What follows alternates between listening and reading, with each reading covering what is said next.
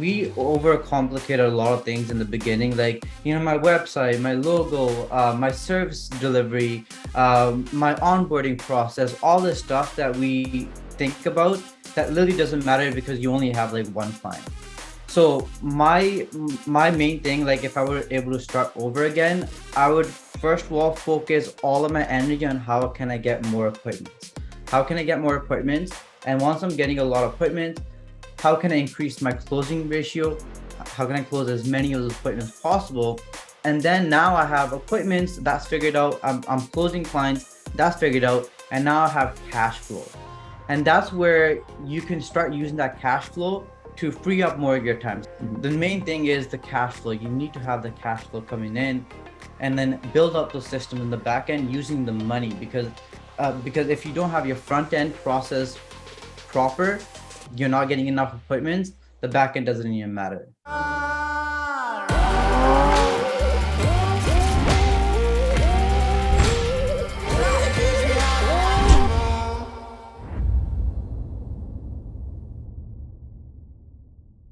What's up, guys? Jordan here. Today, we are joined by Sukh Bains, who is a member of the Affluent Academy, owner of Aspire Media Marketing.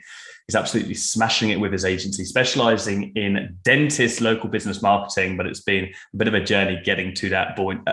You're currently doing what, around 40K a month at the moment with the agency? Just shy of 40K. Amazing. Love to hear it. So it's a pleasure to have you here today. We're going to have a nice organic conversation and dig into what has been the pivotal thing in your agency that's enabled you to scale to that point, and some of the biggest things that you have learned alongside that journey. But for the benefit of everybody else who doesn't know you yet, could you give us a bit of a backstory of kind of what brought you up into the point of actually launching an agency? Yeah, 100%. So like Jordan introduced you guys, my name is Sukh Bains. So, I kind of I have a little bit of a different backstory. Like I did a few things that ended up in the agency space. So like I literally dropped out in grade 9. That was when my family opened up a family business, and it was actually a cedar fence mill. They wanted my help with it. And ever since that grade 9, I've just been working. That business lasted about 2 years. And then my brother opened up a framing carpentry company. I started working in there. And then back in 2017, I actually was diagnosed with kidney failure. I was literally just, going to work one day. I had a blood test done a day earlier. The doctor calls me and says, "Hey, you need to go to the emergency right now that, you might have kidney failure." And I'm, 19 years old. I'm like, I think this doctor's tripping out a little bit, but we'll see what happens. So I went into emergency, still in disbelief for like 3-4 days. They do a kidney biopsy. They say that your kidney being scarred by like blood clots and stuff like that. So like I knew at that time that physically I'm not able to do my framing carpentry labor job. I'm gonna have to pivot it into something that I'm sitting on a desk and making money basically. So then actually before the agency, I started like an online business, like e-commerce business, and it didn't really go too well. And I knew my number one problem was that I didn't know how to do marketing. And then I dived all into marketing, sales, how does it work? How do Facebook ads work and all that stuff? And I was like, wow, this stuff is pretty simple, but yet a lot of businesses don't know how to do it. So then I had that shift where I'm like, you know what? Screw the e-commerce for now. Let's just go all out with the agency. I signed up a few clients, got a little bit of momentum just before COVID. And we'll get a little bit more into how I got into your course, but like that's kind of like the backstory of how I went to the agency space. Amazing. So, the agency was pretty different to what you were doing before. Obviously, you had a kind of a dabble in e-commerce. What was it about the agency model that made you think, okay, yeah, maybe this is right? So, I feel like a lot of people are opening up businesses, but they do not know how to do marketing. Mm-hmm. Once you learn marketing and sales, it doesn't matter what you do in your life, what business you open, you will always be able to get customers. It's because you literally learned the fundamental skills of, running a business. If you don't know marketing and sales, you're not going to have cash flow. If you don't have cash flow, you can't build out systems. So like, I was like, you know what, even if I fail doing this, I'll still be better off learning this one skill that'll literally just help me for the rest of my life. Doesn't matter what business I do. 100%. That's a really good outlook. I often tell a lot of people that like an agency is one of those businesses that teach you that core fundamental skill set that you can carry across on pretty much any other business out there. Did you have sales experience in that family business previous, or did you have to learn sales from scratch when you started the agency? I had a little bit of like, a customer walks in, I'm like, hey, what kind of fence panels do you need? Just basic stuff like that. I feel like I could have upsold them a lot more things now that I know about marketing and sales, but not much, man. It was just mostly on here. I started with real estate agents first, and that was a good playground for me to really test my sales skills, because I'm literally talking to people that are doing sales every single day throughout their life. So most of the stuff was throughout the agencies. Okay, that's sweet. You're so right about real estate agents. I used to work. I never have worked with real estate agents in the agency because I used to work with them in the previous sales job, and I was so sick of them at that point. But I was doing door to door selling to estate agents, and you're walking into a room of 20 salespeople, all trying to throw you back objections. And yeah, I agree. That's a real learning curve for sure. Yeah, another thing I want to add, because this was a big shift of, sometimes you get that why, like, why do I want to make money? Why do I want to do this business, right? So like when I had the kidney failure, the doctors told me that you aren't able to get a kidney transplant because we can't figure out this one thing. It was called some kind of blood syndrome.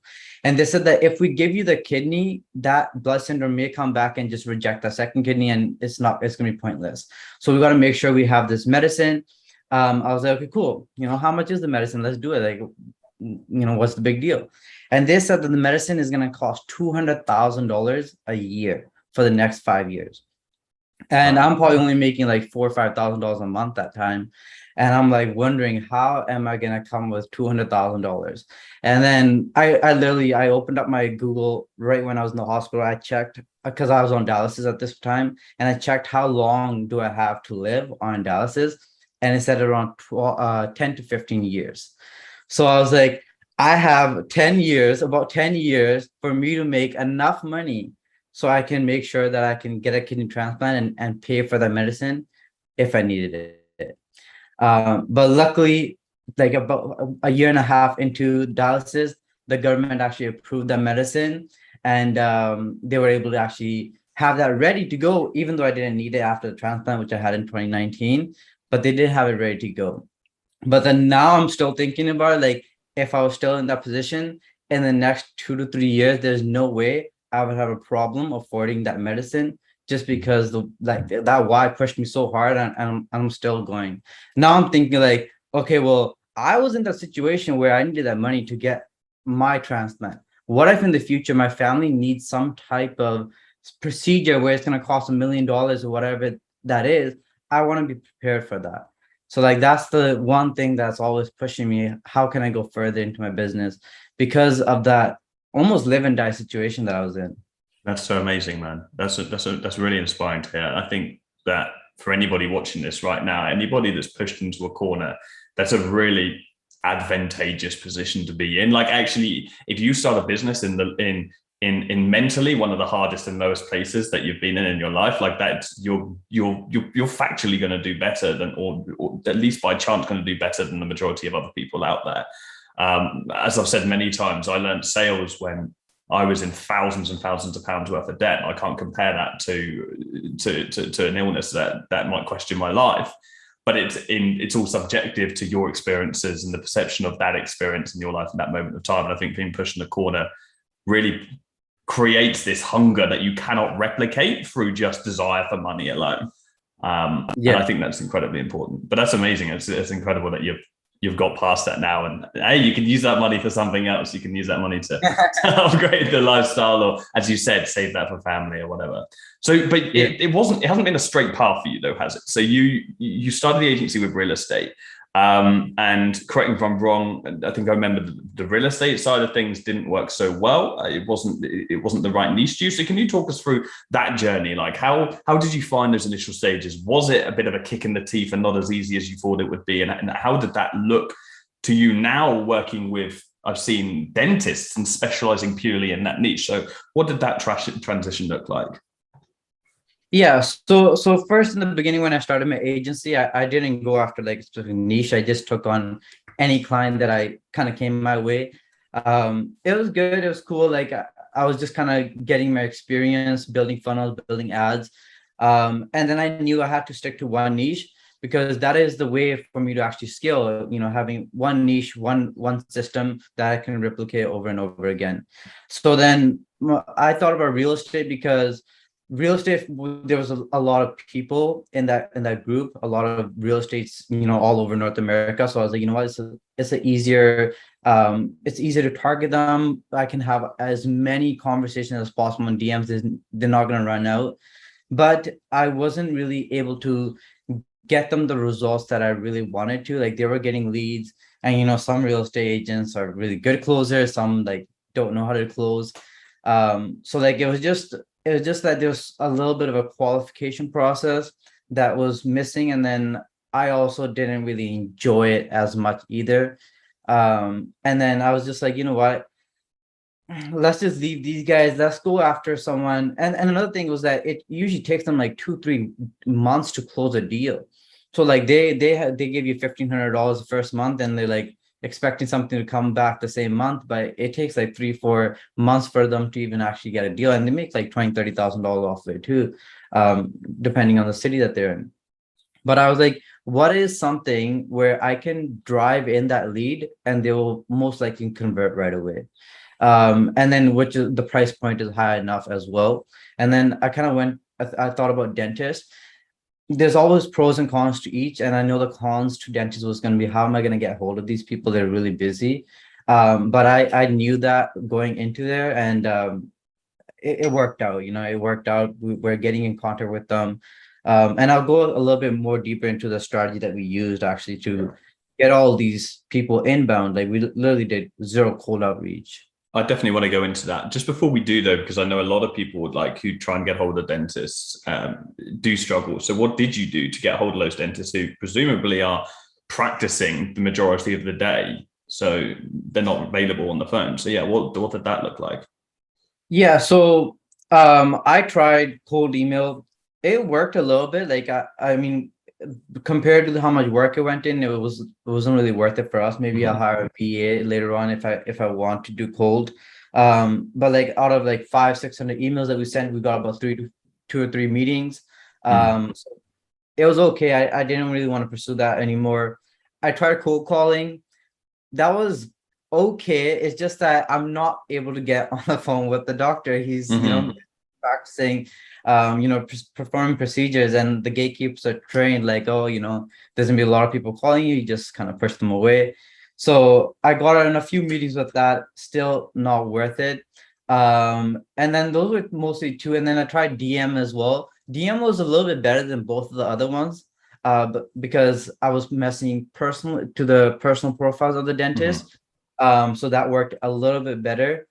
And then, but then my paid ads was just working so much better, so I just scrapped everything and just stuck to paid ads. Cool. Okay. So it was paid ads that you were. So did you get the first client for cold outreach, or was it just the paid ads that got you the clients with dentistry? The first client got me with paid ads.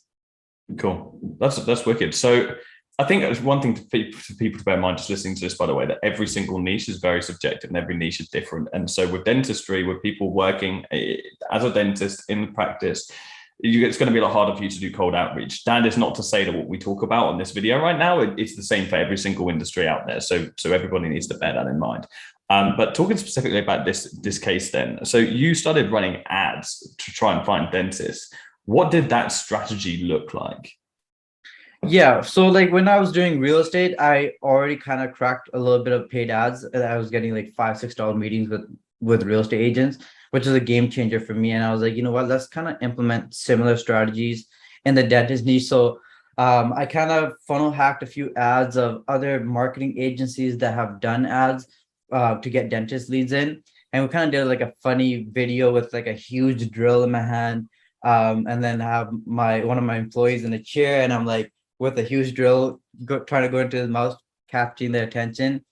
And then, kind of going through my script, telling them exactly what we do, how we do things, and getting them directly to book a call with me.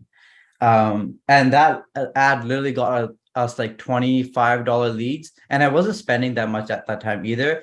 And we had like 7, 8 leads come in, of all dentists that knew who I was because they saw my face, they saw my video, and I think we closed like 3, 4 clients in the first month of us shifting into that niche, and that was a game changer for us.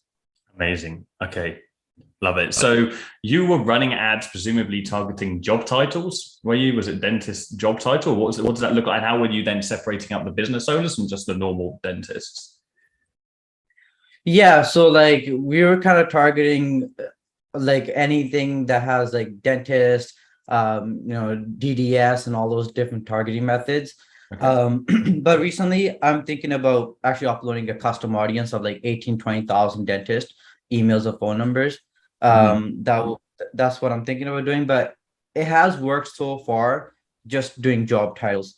Yeah. And then I feel like my video is doing the qualifying and kind of kicking out the people that are not really business owners, and then Mhm. bringing the ones that are actually clinic owners and want to get more patients.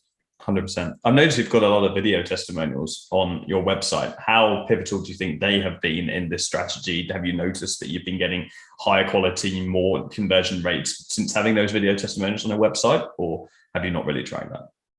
Big time. Video testimonials, I would suggest whenever your customer is happy, tell them to hop on a call with you on Zoom and try to get that video testimonial, because we know in our space there's a lot of marketing agencies that don't know what they're doing, but they sometimes land a client and they kind of screw them over a little bit, and there's a lot of clients that have been burnt. So those video testimonies is what's going to separate you from that person that's first of all burnt that client, and now that client that has been burnt, that's the only way you're going to be able to sign them up, is giving them so much proof that, hey, I'm not like all these other agencies that you maybe screwed over with. These are my clients, this is what they're saying, and it's just not one. I have like 4, 5, 6 of these testimonials, so that they really believe that this is possible for them as well, because there's 5, 6 other people saying that it was possible for them. Amazing. Love that. So presumably when somebody do you have an SOP for that? Is there a system in place, or do you just gauge it from what feels right? When that customer is happy, you then approach them for that testimonial, or do you do that over a certain time frame? So I kind of made a mistake where I tried to wait till I got results. And I feel like results fluctuate month to month. So I would say that try to get that testimonial as soon as you got some type of result for the client. Like, let's say they had like, right when you put up the ads, let's say for a local business, they had like 4 or 5 calls come in the first 2 days. I would hop on a call with the client and just ask them like, hey, what happened in the past 2, 3 days that we launched your ads? And to be honest, they've never probably even had that experience of getting like 2, 3 calls in just 1 or 2 days of your ads going live. So if you're really good at what you're doing and you do make that happen, go ahead and get that testimonial, because sometimes this has happened as well, where we got really good results in the first few months, and then the third month kind of went a little bit down, and then we tried other things, and then went back up, and the testimonial was delayed. So then we kind of try to collect it as soon as possible, as soon as the client says, oh, the results have been good. And I like to do my client check-in calls on Zoom as well. So when the client is happy on the Zoom, then I just be like, hey, can we just record a quick testimonial? I'm like, yeah, let's do it. Sure.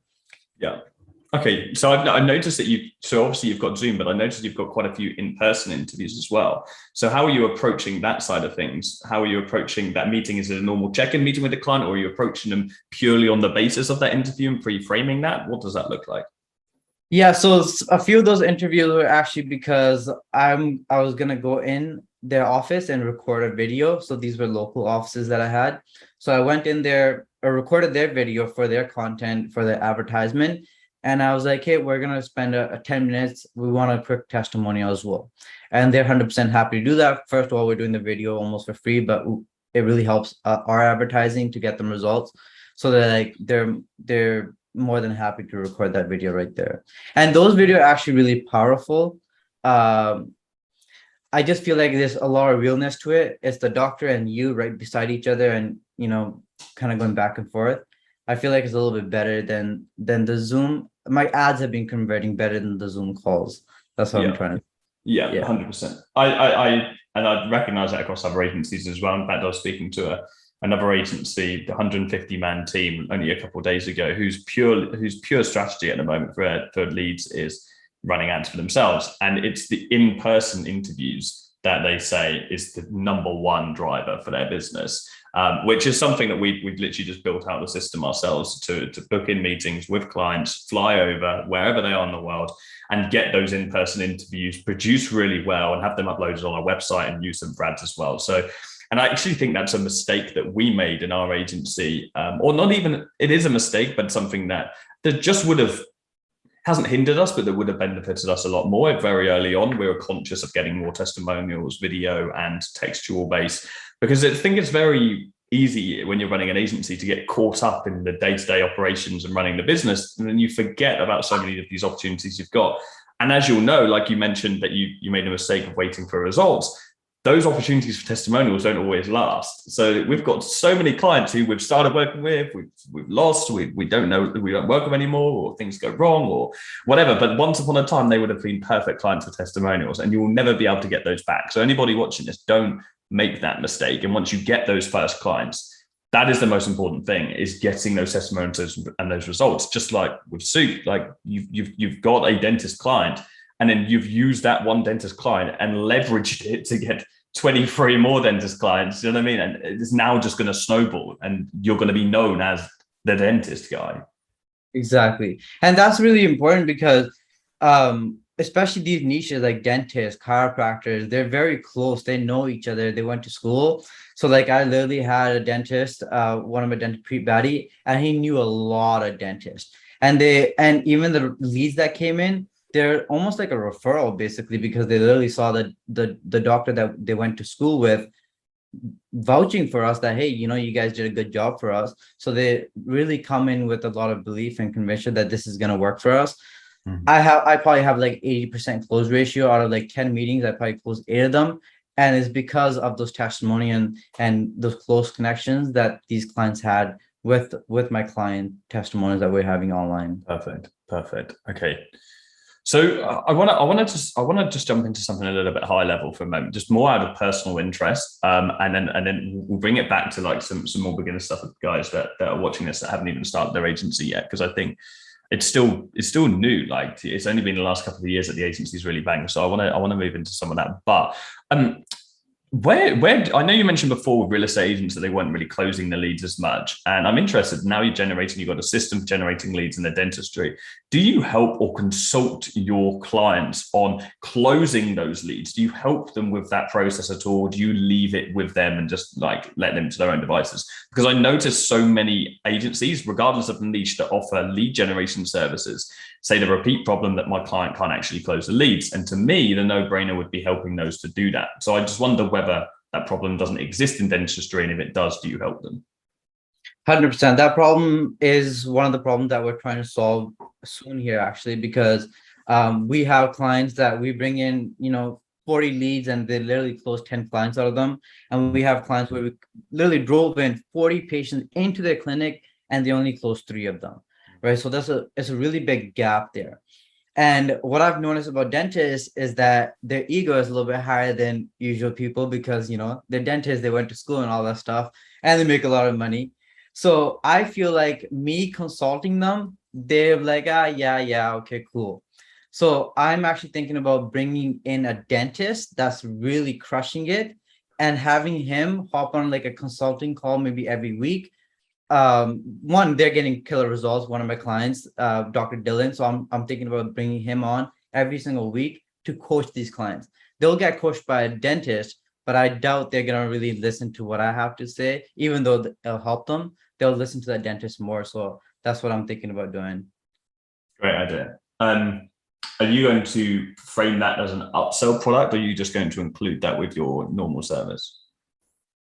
That I'm kind of thinking about that. I think it will be a lot of benefit to the dentist, because you're literally going to learn the skills from one dentist that have spent 20 years learning how to do a consultation, how to make sure we convert that patient, and even other golden nuggets that he'll drop as well. So I think even having like a membership, like, even $450, $400 per month, and it's probably pocket change for the dentist anyways, for them to pay that. I think that will still be a lot of benefit to the dentist. I completely agree. I actually think you could probably, on the flip side to that, you could frame it as a high ticket service rather than a low ticket subscription. It could be a high ticket upfront. So are you, with your service, you're charging a flat fee. Have you considered moving over to a pay per lead model? Have you tried that and it hasn't worked? What is the kind of pricing structure? And if you're not on pay per lead, why not? Yeah, so a retainer is just so much simpler. We charge them every single month and we try to get them the best results we can. Pay per lead, like pay per patient, like those are like different front end offers that we can run. Retainer is always the best. Like I've always had good success with retainer. Like I would only do pay per patient as a front end offer. Like, hey, like for example, sometimes ads fatigue, offers fatigue. Like let's say one of the offers we were running was 5 patients guaranteed, or we give you a full refund. Like that worked really well, but that fatigued. Now we can run another different type of offer, like, hey, pay per patient. And we can say that, hey, it's only going to be for the first month for us to actually prove our services that they actually work. And then we can go switch back to the retainer model. So like those were the only reasons I would switch up my offers, just to get them in the door and build trust and build a relationship, and then just go back to retainer. There's a few things, one, you can predict how much you're going to make in the month, and then that way you're able to know exactly how much I'm able to spend into ad spend, how much I'm able to spend into hiring other people and all that stuff. So I feel like just retainer is the best way to go, but in the front end you can do a few different things just to build that relationship. Yeah, yeah. No, that makes perfect sense. And I suppose one of the difficulties with pay per lead long term is if you have a client that fluctuates, you give them 40 leads, one closes 10, the other closes 3. That client who isn't closing as much is always going to blame the leads and not themselves. And so then it makes it harder to combat that issue of them actually needing to improve their sales process. Interesting. I think that still with a client that you've had for a long time, like I think there's probably a way that you could make that work if they know their close rate. For other agencies out there, maybe not in dentistry, but certainly in other lead-based niches. So bringing things right back, because it's not been that long since it's been in the agency. You only had a couple of clients, and so what would you say to somebody who, because you've been very resilient in your journey, and you've kind of had pushbacks, you've had no's, you've had wrong niches, you haven't been able to get results, and you've still managed to get to scale this agency to the 40K a month point, and is going to continue to grow with the reputation you've now built. What would you say to somebody who's in those initial stages, who's struggling to kind of have that clarity on what they should do in their agency to get past the first 1 or 2 clients? Yeah, so I think a lot of, like, I would say I'm a little bit a victim to this as well. Like we overcomplicate a lot of things in the beginning, like my website, my logo, my service delivery, my onboarding process, all this stuff that we think about that literally doesn't matter because you only have like one client. So my main thing, like if I were able to start over again, I would first of all focus all of my energy on how can I get more appointments? How can I get more appointments? And once I'm getting a lot of appointments, how can I increase my closing ratio? How can I close as many of those appointments possible? And then now I have appointments that's figured out. I'm closing clients that's figured out. And now I have cash flow. And that's where you can start using that cash flow to free up more of your time. Say, for example, you have now 10, 15 clients. You don't have enough time to fulfill. Now you can hire someone to fulfill the clients for you. Your onboarding process is not good. You can hire someone to build out systems for you. The main thing is the cash flow. You need to have the cash flow coming in, and then build up those systems in the back end using the money, because if you don't have your front end process proper, you're not getting enough appointments. The back end doesn't even matter. And I focus a lot of that in the back end, like, this is not working, the onboarding process is not good.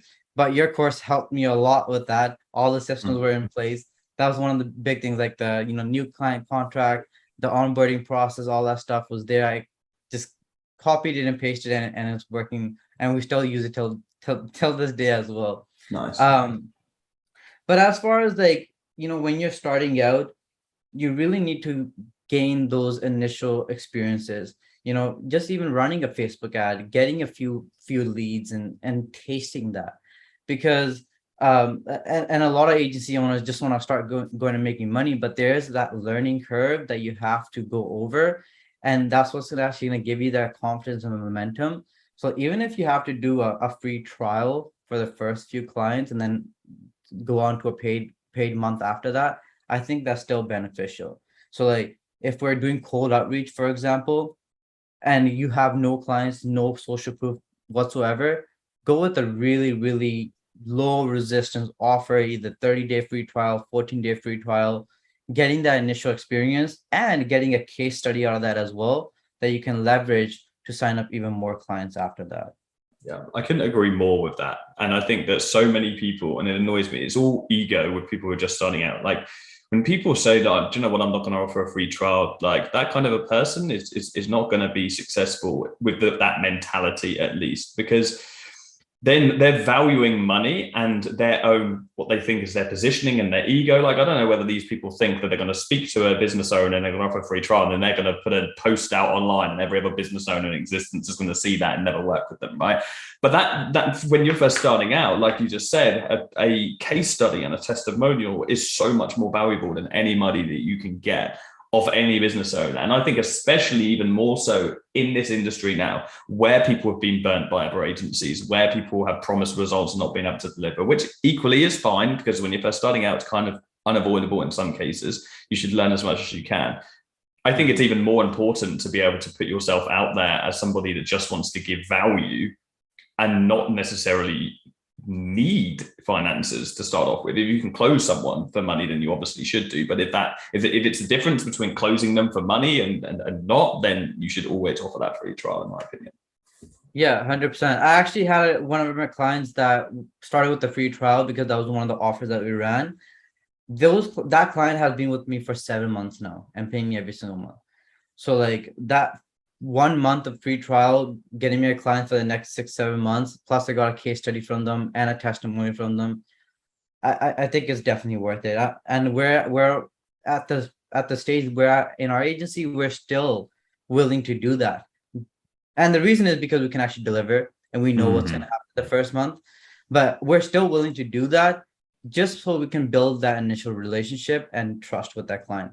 They're going to give their own ad spend. So they have something to do with it. Like, how people say, oh, well, if I do a free trial, they're not going to care as much.